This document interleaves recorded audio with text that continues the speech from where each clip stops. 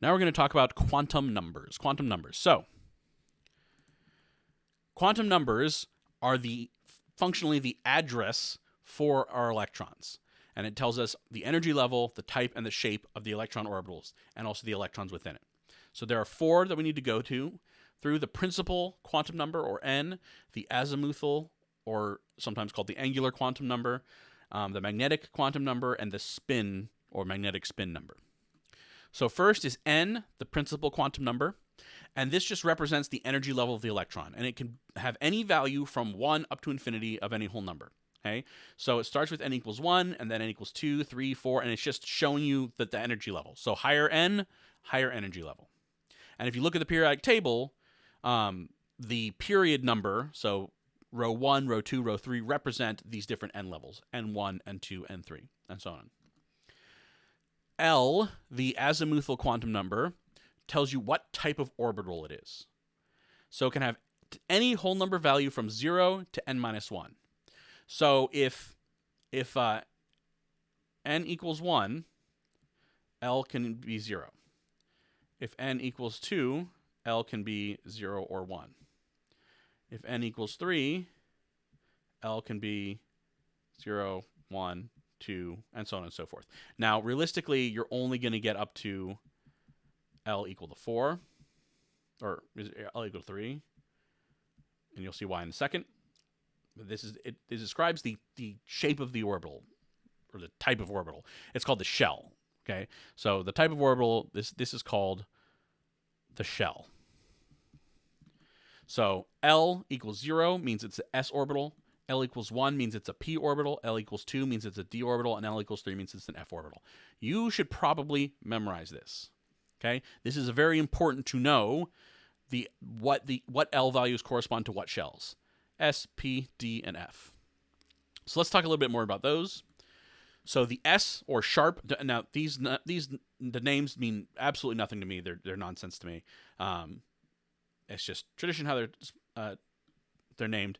So the S orbitals are spherical. They have 0 nodes. So it's just a ball, and an electron can be anywhere within the ball.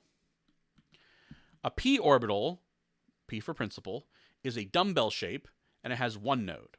And you'll notice there are 3 of them. We'll come back to that in a sec. But it has 1 node right in the middle. There's an area where electrons can't exist. Okay, so you have 2 lobes, dumbbell shaped.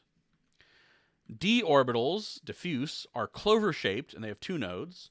So you have clovers on the on the YZ plane, the XY plane, the XZ plane, and then x squared minus y squared. So it's the same as XY, but it's rotated 45 degrees onto the axes. And then you have this one weird one called DZ squared. That's this, it's a p orbital with a donut around it, or torus. So that's one of the weird ones. I'm having difficulties today. There we go. And then you have F for fine, and the shapes of those it's complicated. So this is where it gets wacky. There are 7 of them. You've got Fy times 3x squared minus y squared, Fz, x squared minus y squared, Fz squared, Fz cubed, Fx squared, Fxz squared, Fxyz, blah, blah, blah. So unless you're doing advanced chemistry like inorganic chemistry, doing group theory, you probably don't need to know these. You should just know that the f orbital has 3 nodes, and that it's when L is equal to 3. So conveniently, the value of L does tell you the number of nodes, right? L equals 0, 0 nodes. L equals 1, 1 node, and so on and so forth. So really, the only one you need to look out for is the DZ squared. That's probably the only one that might give you trouble. Now, next we're going to talk about the magnetic quantum number. Now, the magnetic quantum number indicates the orientation of an orbital. Okay, so you'll see this p orbital has 3 possible orientations along the z-axis, the x-axis, and the y-axis, and we call those px, py, and pz. And so the ml can have any whole number value from negative L to positive L. Okay, which means the total number of orbitals in any given shell. This is also called the subshell. Okay. The number of subshells in any given shell is 2 times L plus 1. So if L is equal to 0, then it's 2 times 0 plus 1, or 1. So there's 1 s orbital. If L is equal to 1, it's 2 times 1 plus 1 or 3. So there's 3 p orbitals. L equal to 2. It's 2 times 2 plus 1 or 5. So there's 5 d orbitals. And if L equals to 3, it's 3 times 2 plus 1 or 7. So there's 7 f orbitals. Okay? So, or 7 subshells in the f shell. But we think about these as individual orbitals, right? So now what's important is that the ML value does correspond with a specific orientation. So when ML equals 0, you're talking about the PZ orbital. When it's plus 1 or minus 1, you're talking about PX or PY. You probably, again, if you're not in an if you're just in general chemistry, you almost certainly don't need to know that. So the ML value is probably the least important one. You can just pick 0 for every value when you're writing out your quantum numbers. If you just pick 0 for your ML value, that will always be correct. So last one, we have the magnetic spin number. It indicates the spin of an electron, which just has to do with its alignment to a magnetic field. So it has 2 possible values, plus 1/2 and minus 1/2. And it's really important, the fact that it can only have 2 values, right? We call it spinning. The electrons aren't really like physically spinning, but it's called the spin number. So it only has 2 values, minus 1/2 and plus 1/2. So this is really important. And those are called upspin, spin up, or upspin, and downspin or spin down electrons, respectively. So spin up, spin down. Upspin electrons are lower in energy. This is super duper important. The upspin electron is lower in energy than the downspin electron. All right, so how do we put this all together? So the way you write the quantum address is brackets n, comma, L, comma, ml, comma, ms. And then the electron is written down as n value, the letter for the orbital, and then comma, electron spin. So what does that look like?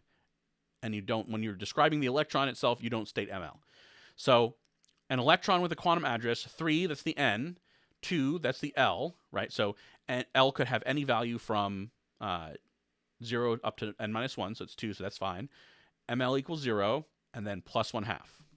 So we'd call this a 3d electron spin up. So again, 3 is just the n value. L equals 2 means a d orbital, and then it's plus 1/2, so it's spin up. A 4s electron spin down. Well, this is the n value. S means that L is equal to 0, and spin down means minus 1/2. So you would write that as 4, 0, and then ML can be any reasonable value, 0, minus 1/2. So if you said, okay, what about a 5F spin up? Okay, well, your n value is equal to 5, so you go brackets 5. Then your F value, so that means L is equal to 3, so that's why you need to know that. L is equal to 3, so 5, 3. And then ML can be any number from -3 up to +3. So you can pick any number and it'd be correct. So let's just go with 2. And then spin up, plus 1/2. And then if I gave you the quantum numbers, 7, 1, -1, -1/2, you'd say, okay, so that's the n value, so 7. L value of 1 is p, 7p. ML doesn't matter. And then downspin, so spin down. Okay? And if you saw something like 4, 4, 3, 1/2, you'd know this is not possible, right? Because this has to be at least n, highest this can be is n minus 1. If you saw something like 4, 2, 3, right? Then you know this can't be correct because this can only be -2 to 2. So it's really important that you understand the possible values for n. Well, n's easy. It's always just a positive number. But for L and ML, it's important that you understand what the possible values are. And then also it's really, really important that you know which L values correspond to which orbitals. And there's only 4. So that is something that is worth your time to memorize. S is 0, P is 1, D is 2, F is 3. And then ML can have any value from negative L to positive L.